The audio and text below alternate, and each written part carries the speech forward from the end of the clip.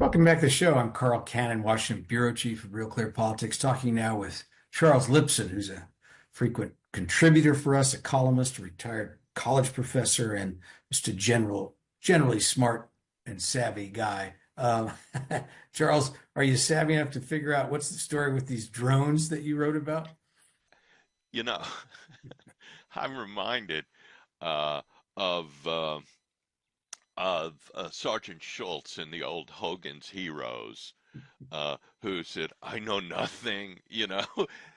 The government is telling us two inconsistent things. They're saying we don't know what it is, but you shouldn't worry about it. Well, you can say one or you can say the other, but you can't say both. Well, I'm beginning to think they do know what it is and that they're not telling the truth, but I don't really know why I think that. But you've had all these administration officials. This weekend it was Mayorkas, the Secretary Mayorkas, who who not only did he not act worried, so maybe we're supposed to take our cue from that, but he kind of did this gaslighting thing where there was this Republican congressman who was from New Jersey who's angry he's not getting answers from the government, and Wolf Blitzer asked him about this, and Mayorkas like attacked the congressman, like, "Oh, this is unfair to our first responders and our." What's he even talking about? And our military people. He didn't quite say military people, but it made me think these drones belong to the U.S. government and that they're doing a test, and maybe that's what they should be doing. And then it's probably classified. But I inferred all that. I don't know. Boy, I'll tell you, if you do a test, I wouldn't do it over New Jersey. Well, Those better than people aren't Texas. calm to They'd have shot begin him with. down by now if it was over No, no, Texas. they're not calm to begin with. Uh, Look, the reason you're not believing them is that Mayorkas is the guy who told us the border was closed And uh, secure. and secure. Yeah. And you can just go through all the things that they've told us that aren't true. But it's not just the Biden administration. If you look back to the 60s, when your dad was doing his great reporting, uh, trust in government was around 70%. And it began to fall off during the Vietnam War, and it's fallen off steadily. They can ask used car salesmen now for advice on how to become more trustworthy. Well, that you reminded me. So my father, Lou Cannon, covered Ronald Reagan back to his Sacramento days.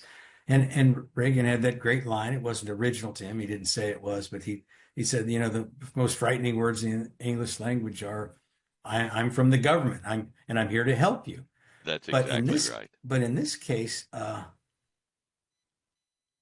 they're saying we're from the government and you don't need to worry. You just trust what we say and you don't need to worry about anything. And then, so yeah, you're pointing out this is an administration. And, I don't use the L word promiscuously. I think politicians say a lot of things that aren't true. They're not always lying. Sometimes they're spinning. Right. Sometimes they don't know. Sometimes they're guessing. Sometimes they are lying, but it's a lie with a reason. I wrote a whole article for Atlantic Monthly cover story many years ago. Why, when presidents lie, but still, when inflation hit, Joe Biden's first thing was there is no inflation, and then okay, it's not, but it's only going to last a little while, and then when it didn't last, oh, it's not that bad, and then the Russians caused it, and you know, and then finally his last thing that he finally had to stop talking about it when he said, when I came in, inflation was 9%, and I Right. lowered it, which was no, it was like 1% when he came in. And well, let me just say that the biggest scandal, really, it's one that historians will have to get into, is that we have a president with cognitive decline that they've hidden. And they just keep saying it's not true, and it's just obviously true. But getting back to the drones, the reason that the public doesn't believe it is A, they can see lots of them. B, they're not getting an explanation for what they are. And when they do get an explanation, it's that they're all airplanes. Well, some may be. And in fact, they all may be. But then that gets us to C, which is they've told this is a Chicken Little problem. Chicken Little told us time after time that he was in trouble, and then and he wasn't, and when he really was in trouble, nobody believed him, and that's the problem that they've got now, the Chicken Little problem. Well, let me ask you another thing that I wondered about. Remember that Chinese spy balloon that I mean, I'm I didn't look it up, Charles. I probably should have. It just occurred to me while we're talking, but I Right, think it floated from like Alaska all the way out to the Atlantic Ocean or something, all the way right. across the country. And you know, and the Biden administration would was really squirrely and odd about that. That clearly wasn't one of ours, and it clearly wasn't an airplane. It was a Chinese spy balloon, we later found out. But did they erode their credibility for the reasons as you're talking about now with that episode? Did that play into this? Absolutely. And in my article on this, I mentioned the Chinese spy balloon for just that reason, Carl. Um, Remember, they didn't tell us about the spy balloon. It was the public that saw it and then asked about it, and then they gave us, the badee yada yada answers, and nobody believed them. And I think that um, that it's just inconceivable that the Trump administration would have allowed that to fly all the way across the country without taking it down.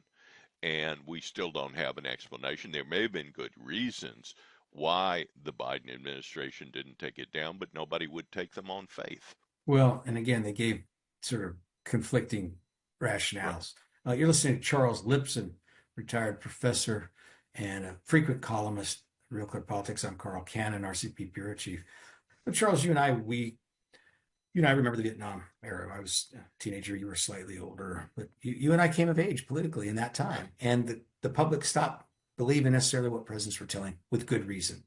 What could be done to restore that faith in government? Because I think ultimately you want voters to be skeptical, but you don't also want them to think everything the government says is a lie. That probably isn't healthy. What could we do to change that dynamic? I'm really not sure. You don't hear professors say that often, do you? No, they're going to revoke tenure if you hadn't retired already. By the way, I went to the LBJ Library in Austin within the past month, and it has a wonderful exhibition, a temporary one, on the Vietnam War, and including living rooms that are set up with Walter Cronkite on TV and so forth.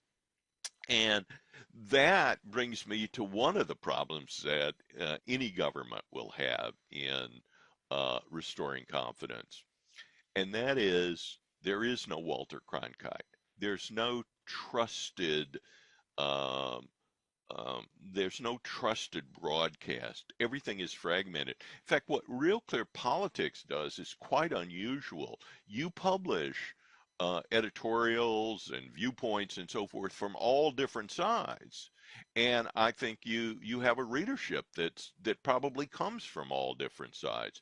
But that's unusual. The people who are watching uh, uh, one podcast on the right are not watching the others on the left. And as a result, and these are podcasts and channels, cable channels, and all the rest that have no particular incentive to play it like Walter Cronkite. It'll be very interesting to see if News Nation, which is the WGN in Chicago's effort to create a sort of down the middle channel, uh, can take market share, because I think so. I'm saying that part of the problem is the new media environment, and I'm not claiming that the problem is that we have worse newsmen than ever. I'm claiming that the problem is a segmented market because of the technology with a lot of incentives to appeal to it. The second point is that we have a lot more technology to see what the government is doing. When Jack Kennedy was dealing with the Cuban Missile Crisis, it was over a week into the crisis before people noticed that all the top people in the government were missing from public sight. Um, Well, there's a Pierre Salinger told that he was the press secretary, White House press secretary, and he told John F. Kennedy rushed back to the White House. I think he was in Canada. Told the that said that Kennedy had a cold, yeah, and this was later a source of controversy. And Salinger later acknowledged maybe he shouldn't have done that. Even in those days, even lying to the American people about a minor thing like that, it was a major story, but that was kind of a white lie cover up. Has been deemed by people who've looked at presidential lying to be problematic. That the idea is that I think the American people, they don't spend all their lives doing what you and I do. They don't, they tune in and out. But if they're lied to about a little thing, they think maybe they're lying about a big thing. And this is what we were talking about the Secretary of Health and Human Services. Charles, we're gonna have to leave it there now, but I hope you come on the program soon. When we figure out exactly what these drones are, we can I talk think I about see one right behind you, Carl. them. And that'll do it for us today. I'm Carl Cannon, Washington Bureau Chief, Real Clear Politics. You can listen to RCP on SiriusXM Radio or watching on our podcast. And please join us again tomorrow.